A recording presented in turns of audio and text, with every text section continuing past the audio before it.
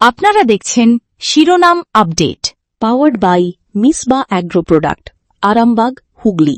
কো-পাওয়ার্ড by Asha cancer institute, new hospital road, Rampurhat, Birbhum. নমস্কার, আপনারা দেখছেন সংবাদ শিরোনাম, আর শিরোনাম আপডেট নিয়ে আপনাদের সঙ্গে আমি। মাসখানেকের ওপর হয়ে গেল চোর স্লোগান চারিদিকে উঠেছে, এখন আবার তার দোসর ডিম থেরাপি। গতবার যখন রাজ্যে পালাবদল হয়েছিল, মানে সেই 2011 সালের কথা বলছি, টানা 34 বছরের বাম শাসনের অবসানে যখন তৃণমূল কংগ্রেসের সরকার কংগ্রেসের সঙ্গে যৌথভাবে রাজ্যের ক্ষমতা দখল করল, কারণ সেই সময় রাজ্যে ক্ষমতায় আসার জন্য এবং বামেদের হঠাৎ হাতের হাত ধরেছিলেন ঘাসফুলের নেত্রী। পরে অবশ্য যা হয় তার সঙ্গ ছেড়ে দেন। আগেও যেমন এনডিএতে সামিল হয়ে বিজেপির সঙ্গে সখ্যতা বজায় রেখে কয়লামন্ত্রী, কখনো রেলমন্ত্রী হয়েছেন, পরে সঙ্গ ছাড়েন, একা লড়েন, কখনো কখনো আবার ইউপিএতেও সামিল হয়েছিলেন, সেখানেও রেলমন্ত্রী হয়েছিলেন। তো যাই হোক, আমি ওই ডিম থেরাপিতে চলে আসি। সেই 2011 সালে বামেদের শাসনের অবসানে পরাজিত হওয়ার পর বাম নেতা নেত্রীরা বা প্রাক্তন মন্ত্রী প্রাক্তন যারা বিধায়ক ছিলেন বামেদের, তারা যখন রাস্তায় বের হতেন, তাদেরকে লক্ষ্য করে কেউ ডিম ছোঁড়া তো দূরস্থ, কেউ চোর চোর বলে স্লোগানও তোলেনি। তার কারণ চোর বলার কোনো অস্ত্র বা কারণ ছিলই না বামেদের বিরুদ্ধে। এমনিতেই বিভিন্ন জনসভায় গিয়ে কখনো কেএমডিএ, কখনো হলদিয়া ডেভেলপমেন্ট অথরিটি, কখনো আসানসোল দুর্গাপুর ডেভেলপমেন্ট অথরিটি, কখনো বা হিডকো, সব জায়গার ফাইল খুলবো করে প্রশ্ন ছুঁড়ে দিতেন জনসভায়। তবে 15 বছরে সেই ফাইলগুলি খুলে সেখান থেকে বাম নেতাদের চোর অপবাদ দেওয়ার মতো কোনো কিছু খুঁজে পেয়েছেন বলে মনে হয় না। উল্টে তাঁদেরই শিক্ষামন্ত্রী, ক্রীড়ামন্ত্রী, যুব কল্যাণ দপ্তরের মন্ত্রী, দমকল মন্ত্রী, খাদ্যমন্ত্রী, জেলা পরিষদের কর্মাধ্যক্ষ, জেলা সভাপতি, পুরো চেয়ারম্যান, এমনকি স্থানীয় ছোটোখাটো নেতারা যারা ওই বিধায়ক কাউন্সিলরদের ফাইফরমাস খাটতেন, তারাই আজ চোর হিসেবে অভিযুক্ত।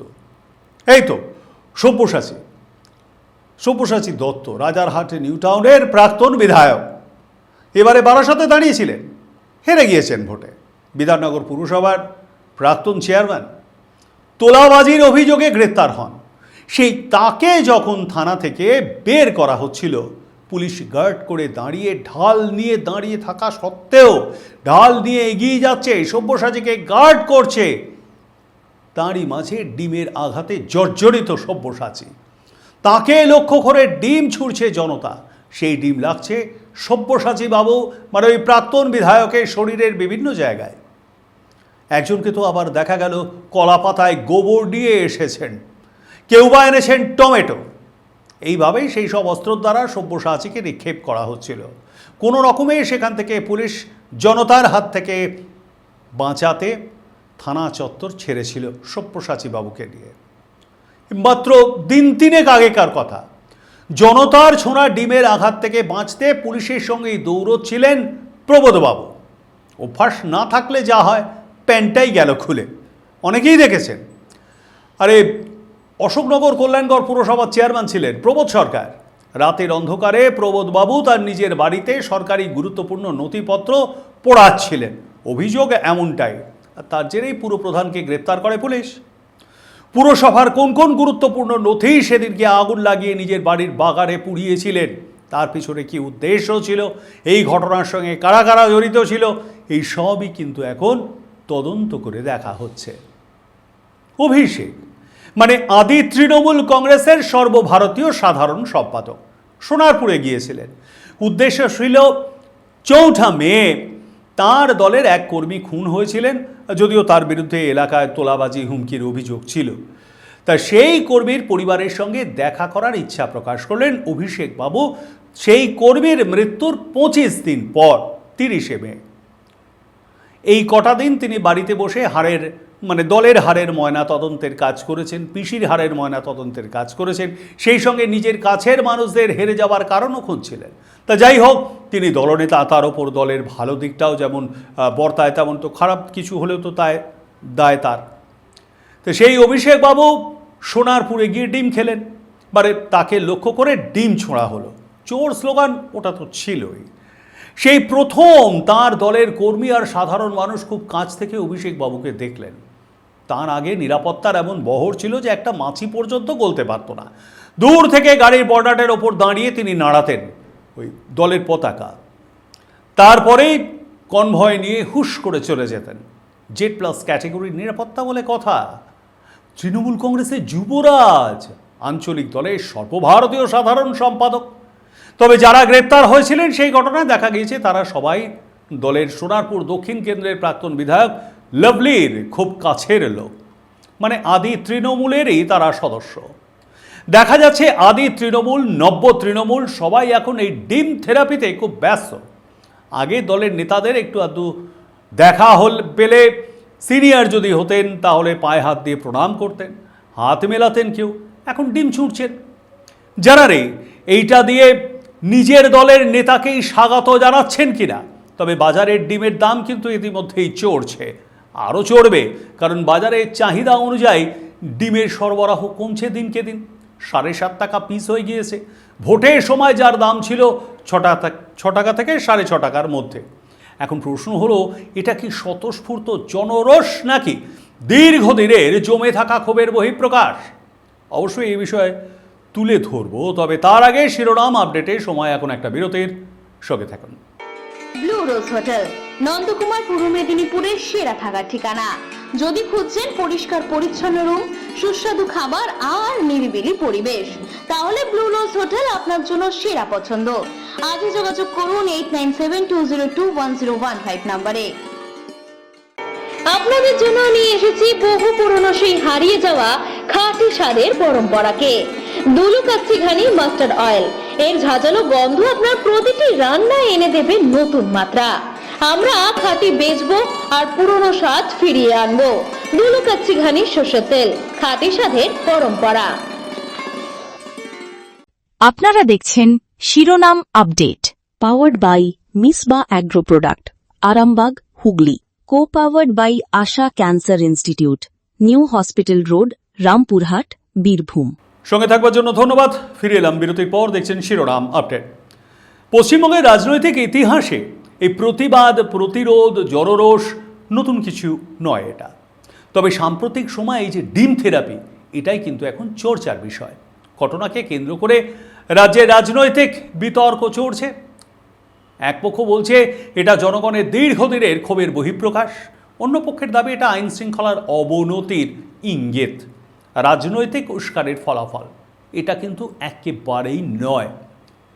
তার কারণ আইন শৃঙ্খলার অবনতি একেবারেই নয় এটা। জানেন, এই গত প্রায় 1 মাসের ওপর হয়ে গেল, এর মধ্যে একটা উৎসব ছিল, যে উৎসবে প্রতি বছর আমরা দেখেছি রাস্তা আটকে নামাজ পড়া হতো। কুরবানির ঈদে পশু উৎসর্গ করা হতো ঈশ্বরের উদ্দেশ্যে, কারণ এটা কুরবানির ঈদ। একেবারে প্রকাশ্যেই সেই পশুকে জবাই করা হতো, অর্থাৎ কাটা হতো, ঈশ্বরের নামে উদ্দেশ্য করা হতো।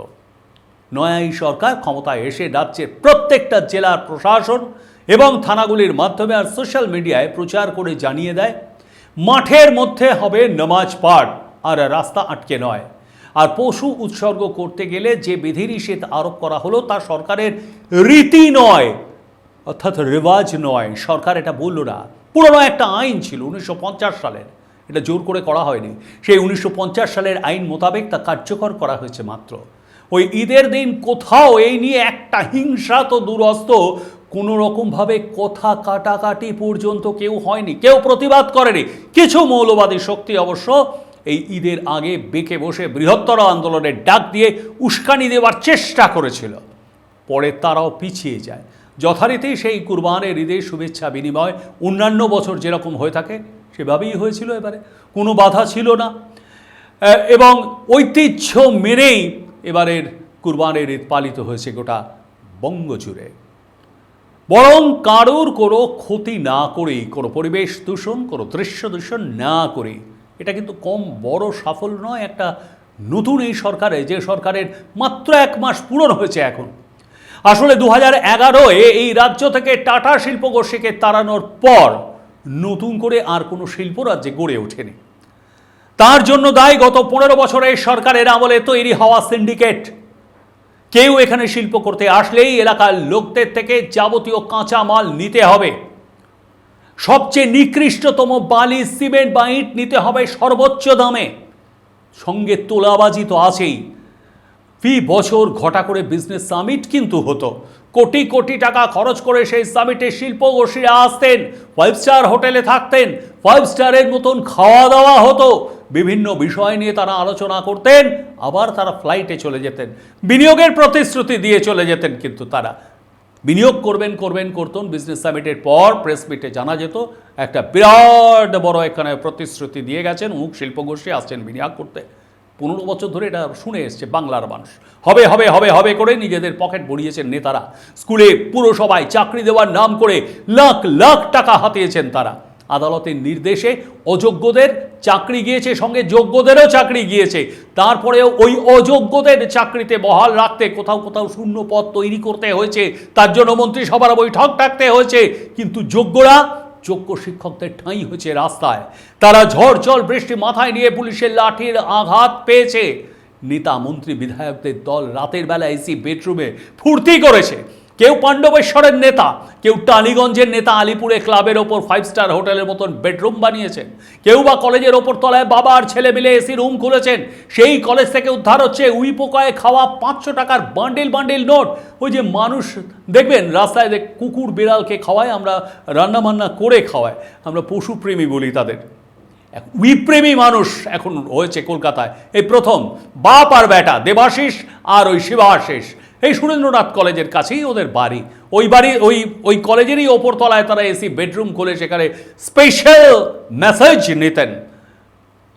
তারাই ওই পোকাকে টাকা খাওয়ায়। আবার কোনো মহিলা কাউন্সিলর তার ওয়ার্ড অফিস থেকে বাক্স ভর্তি টাকা, প্যাকেট কন্ডোম আর প্রমোটারদের রেড শার্ট উদ্ধার হচ্ছে। সেই সময় সবাই কম বেশি জানতেন যে এই সমস্ত নেতা নেত্রীদের কুকীর্তির কথা। অভিযোগ জানাতে গেলে নেওয়া হতো না, উল্টে তাদেরই হেনস্থা করা হতো।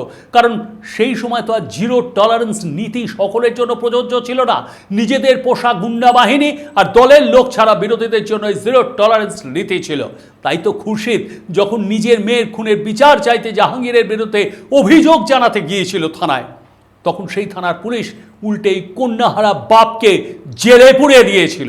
এই পুলিশ যে জাহাঙ্গীরকে গ্রেপ্তার হওয়ার পর যখন ডিম ছুড়ছিল জনতা, তাদের মধ্যে এই খুরশেদ ছিল যে আইন হাতে তুলে নিয়েছিল, সেদিন ডিম ছুড়েছিল, বাধ্য হয়েছিল।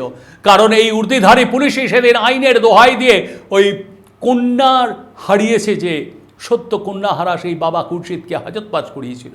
সেই খুরশিদের মুখে আজ হাসি ফুটেছে। এইভাবে ডিম থেরাপি আইন হাতে তুলে নেওয়া ঠিক, তবে এটা কিন্তু জনরোষ। এটা আইনের যে অবনতি হয়েছে বলছেন, আইন শৃঙ্খলার অবনতি একবারই নয়। বহুদিন ধরে জমে থাকা ক্ষোভ আজকে উগড়ে দিচ্ছেন আমজনতা বা আগের শাসক দলের যারা সদস্য তাদের নেতারাই তো দলটাকে আজকে লাটে তুলে দিয়েছে এই চিটিংবাজি কারবার করে। কি ভুল বললাম? অবশ্যই মতামত জানাবেন কমেন্ট বক্সে। লাইক, শেয়ার, সাবস্ক্রাইব করতে ভুলবেন না। শিরোনাম আপডেট আজ এ পর্যন্তই। দেখতে থাকুন সংবাদ শিরোনাম। নমস্কার। এ মার্ট, গোবিন্দপুর, দাঁতপুর, হুগলি ও কলেজ মোড়, ধনিয়াখালী, হুগলি। শপিং এর স্টাইল, দামে স্মাইল। একই ছাদের তলায় বড় থেকে ছোটদের পোশাক ও অন্যান্য সামগ্রী সুলভ মূল্যে পেতে আজই যোগাযোগ করুন 9892628243 এই নম্বরে। হুগলি ডানকুনি হোটেল রোদ্দুর রয়েছে এসি রুম, ব্যানকুয়েট হল, সুইমিং পুল আর সেলফি পয়েন্ট। এখানেই শেষ নয়, জন্মদিন অ্যানিভার্সারির জন্য বিশেষ আয়োজন, সাথে রয়েছে দাওয়াতের স্পেশাল বিরিয়ানি। তাই দেরি না করে এখনই যোগাযোগ করুন 9330327155 নম্বরে অথবা 933208074441 নম্বরে। আপনারা দেখছেন সংবাদ শিরোনাম।